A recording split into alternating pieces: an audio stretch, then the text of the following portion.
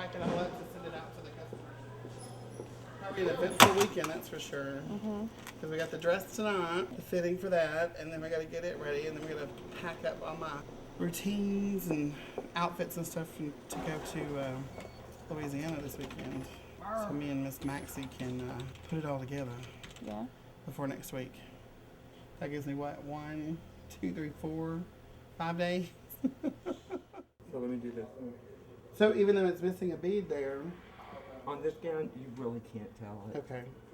Yeah, we but that pull it makes it together pucker. and it makes it pucker. Whereas if you But lay what it if we flat, pucker it and then maybe sew that? I'll be around. Yeah, Giselle flies back in on Saturday. I'll send her a text. And I told her, I said, I would love to pick you up, but I won't be able to. I'll be in Gun Barrel. Yeah. So, doing this pageant. Yeah. All right. Well, let me know I will. if anything needs to be done. Will do. All right. Thanks, sweetheart.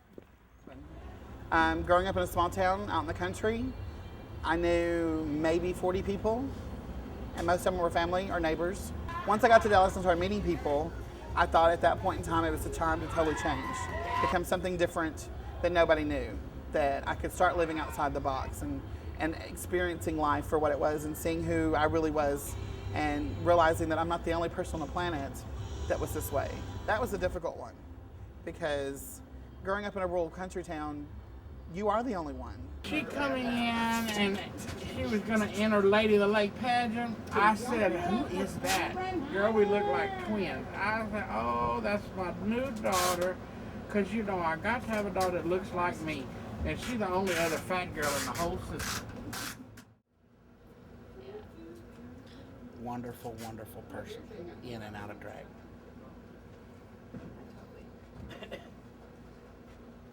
Don't tell him his head's already swelled up.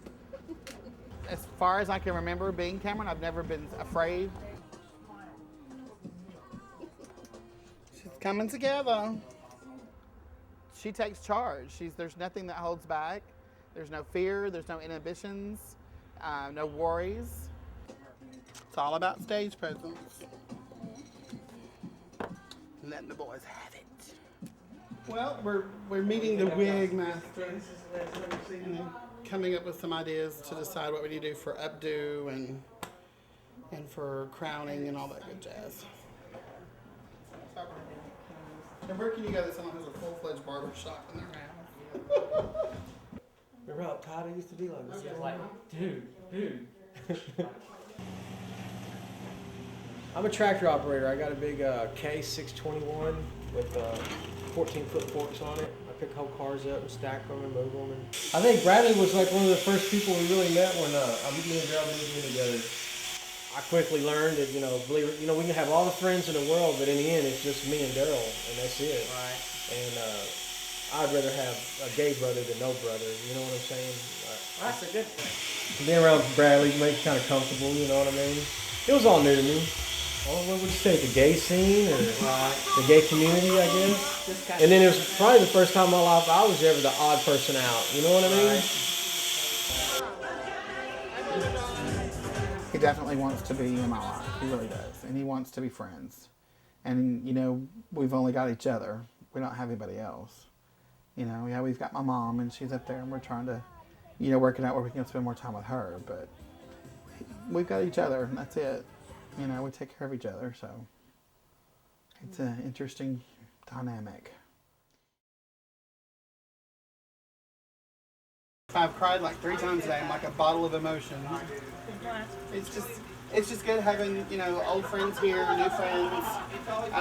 Shows that this year has been really a lot of hard work, getting ready and prepared. And it's me, who is my biggest female impersonator that's influencing me right now, and that's Reva, who's giving up her crown tonight because she's kind of taking me under her wing this last year. We didn't say we were hungry for a buffet.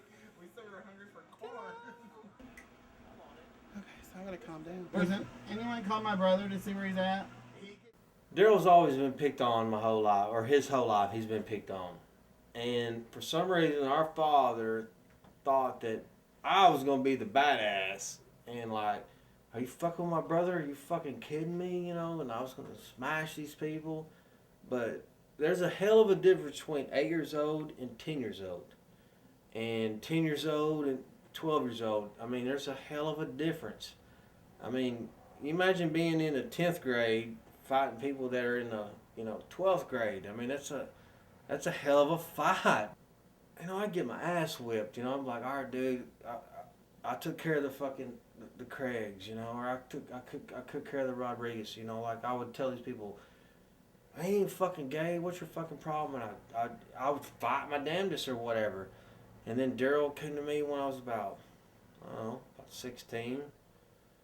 And he was like, I'm gay.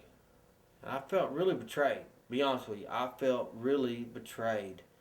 And I'm like, what are you talking about? This whole fucking time I've been fucking fighting people and telling them you're not and now you are.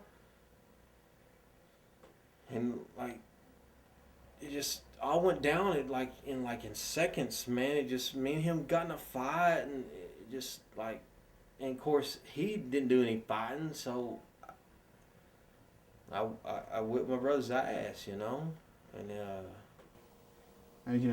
was ready to die. I was like, okay, everything I've been teased and ridiculed my entire life for by family, friends, strangers, and then to have my own family turn on me was like, that was it. I just want to die. And I knew that I was not designed to die. So the only thing I had to do was leave. And I didn't see him for 7 years. It was a fucked up deal. I didn't see him for 7 years. For 7 years I didn't see my brother. Wow. And the only thing I had to think of my brother was this bloody nose. I remember watching him hop up in a truck, and he looked up in the rearview mirror, of a truck. My mom had this Chevy S10, and he hopped up and he fixed the mirror, and you just see blood just scatter across my brother's nose, and that's all I saw for like 7 years. What do you think about him having that image of you in his head for 7 years?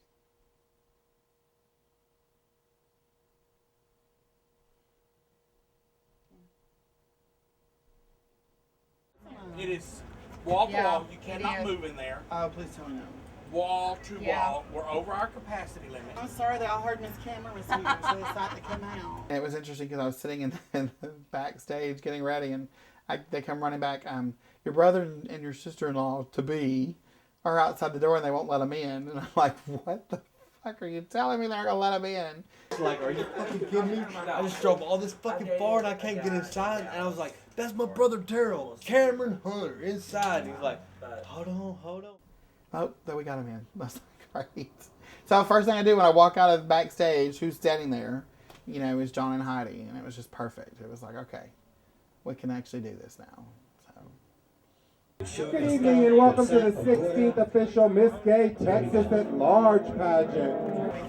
Hey, honey. My precious. We will see you out front. Okay, baby doll. After you get all beautiful. Good morning. Darrell's gonna win this thing. You are. We are starting in 1 minute. Well, take it off. I gotta go pee. Yeah, right. Go to hell in a handbasket, 'cause heaven waits for me.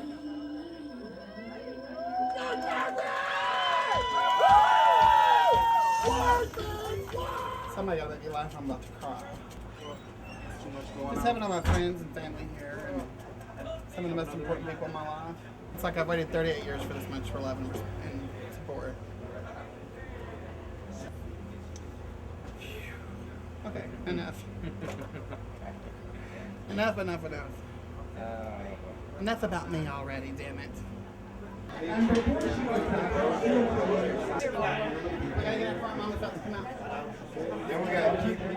our most beautiful award was decided last night by the contestant that we felt was the prettiest in her evening gown and had made the most improvement, and that goes to contestant number 9, Cameron Hunter.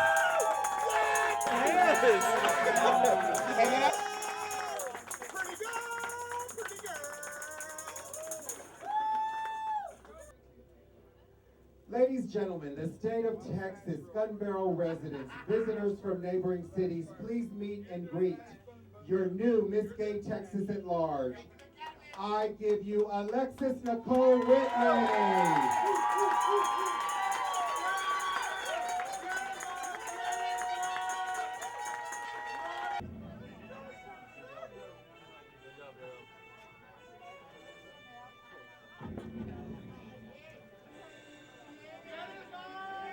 But I'm a big like, yeah. Thank you for coming. No. I gave it a whirl. Where's Brother John? All I know though. You love him a lot. I do love him.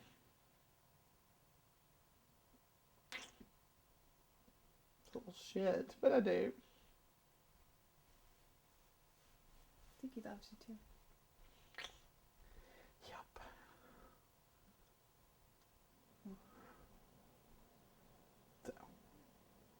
You kicked ass, man. I just. Exactly. Or one.